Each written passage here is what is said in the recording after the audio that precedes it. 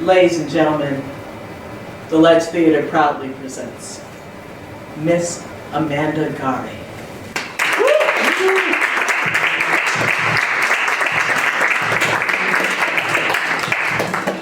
Hello, everyone. Hello. Well, I want to start out by telling you that when I was growing up in my household, watching the Judy Garland show was a religious experience. I was only a little kid, but there was no talk of a bedtime. Judy was on. Well, we gathered in a rare moment of familial unity and air conditioning, because it was only on in my parents' bedroom. And we would watch her. We would revel in each trunk moment. And we were sad when she would sing, "I will come back when the elephants sleep in the tree." And if you had asked me then what I wanted to be when I grew up, I would say a star. Now I would be happy with working actress.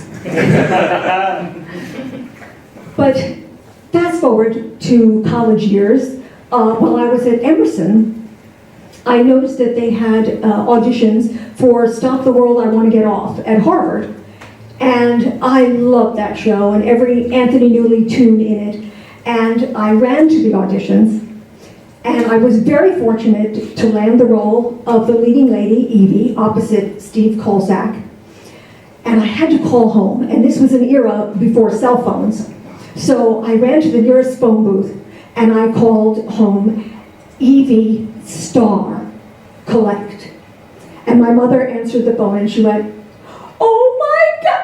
Oh, I'm sorry, she's not here right now. May I take a message?" This was how we relayed things in those days. So Steve and I got along famously right from the start. He oozed charisma. Everyone was in love with him, animal, vegetable, mineral. And so I was thrilled when he asked me out. And he told me to come to his dorm. I was giddy with excitement. And when I got there, we spent the rest of the evening having him introduce me to the musical stylings of Bette Midler. Oh, you know what's coming.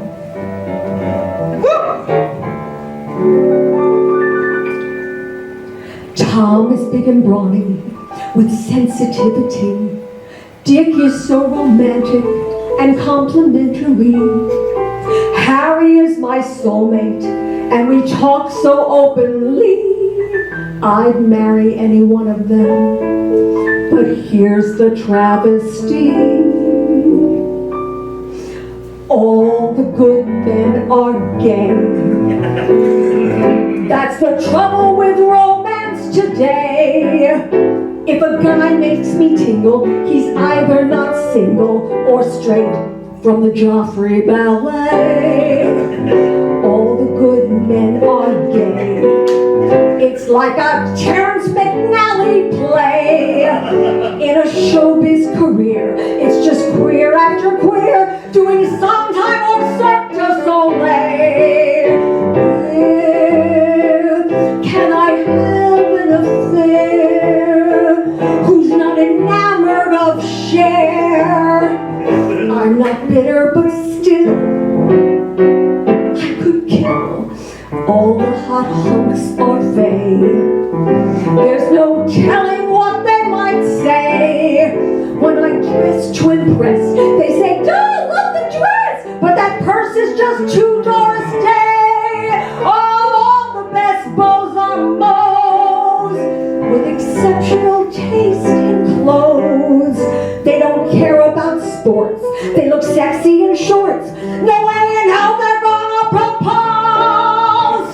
I wish I had a lover for those Saturday nights, but I will run for cover from a guy wearing tights. I guess I better hover near the dyke running lights, 'cause all the good men, again and again, I haven't been laid since God knows when.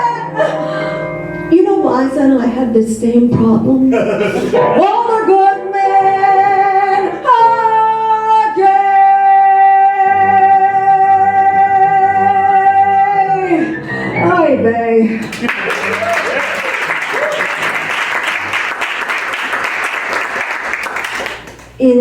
the second half of the show, when it actually gets on its feet, through the modern miracle of intermission, I will become Judy Garland. And this is the part about her life. MGM adopted me. It's hard to explain what it's like having a film corporation as your parent.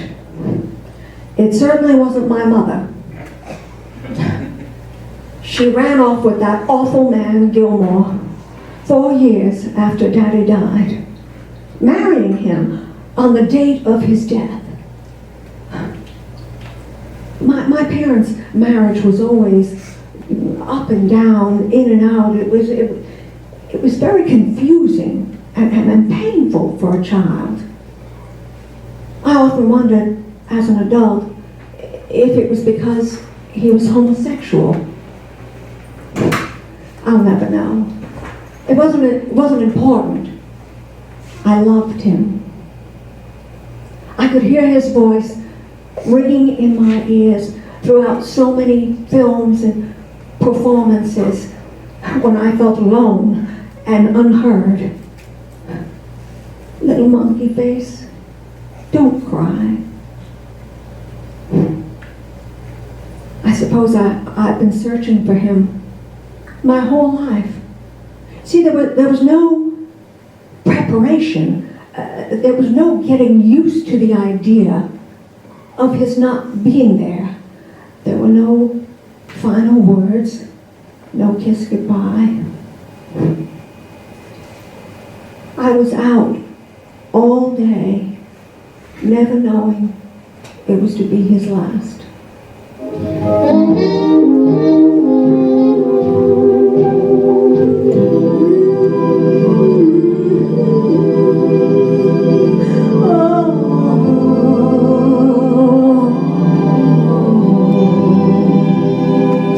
The night is bitter, the stars have lost their glitter, the winds grow colder, suddenly you're older, and all because of the man that got away.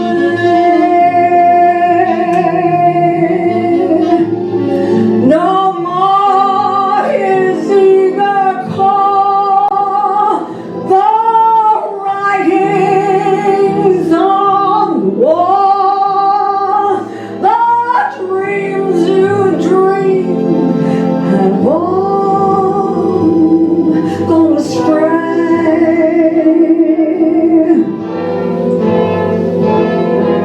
The man that won you has run off and undone you. That great beginning has seen a final ending. Don't know what happened.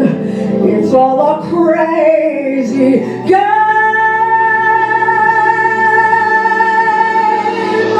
No more that all-time thrill, for you've been through the mill, and never a new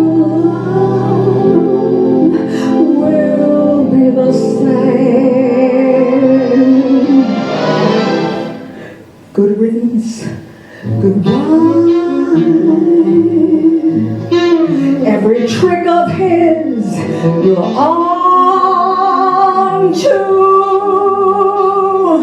Well, fools will be fools, and where's he gone to?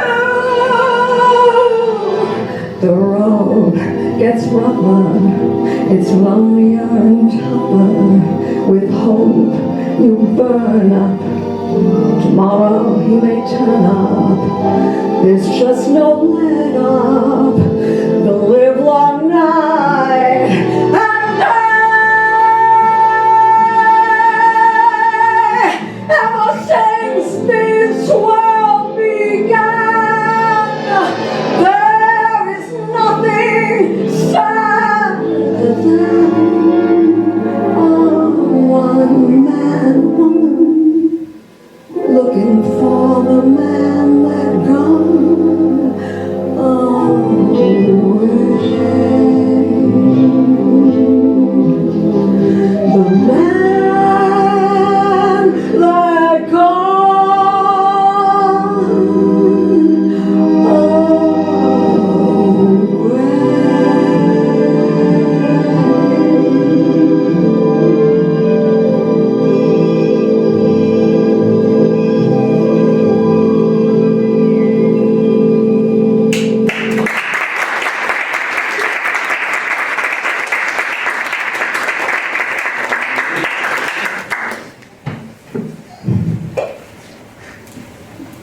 Garland is a chore.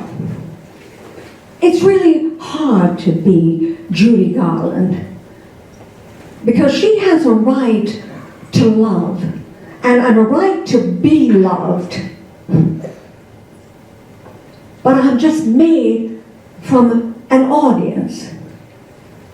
The public loves me, but I can't bring them home with me.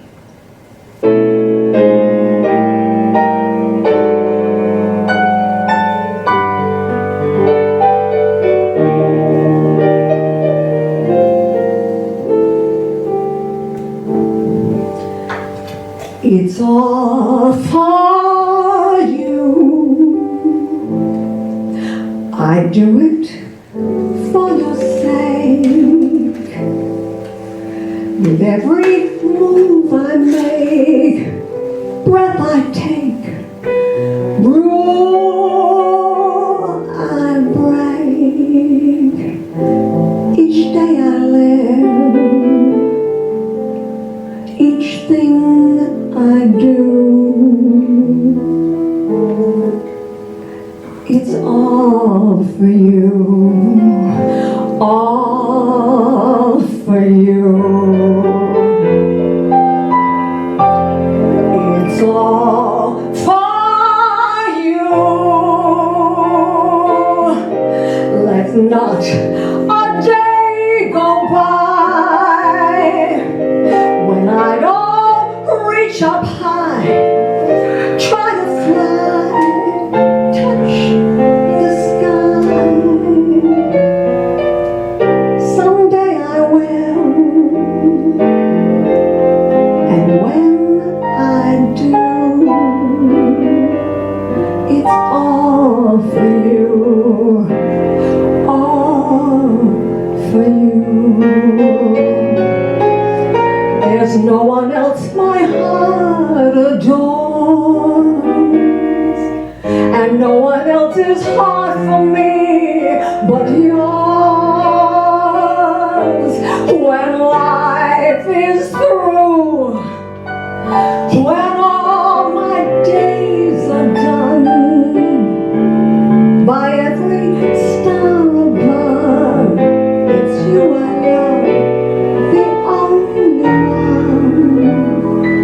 And let them say this much was true.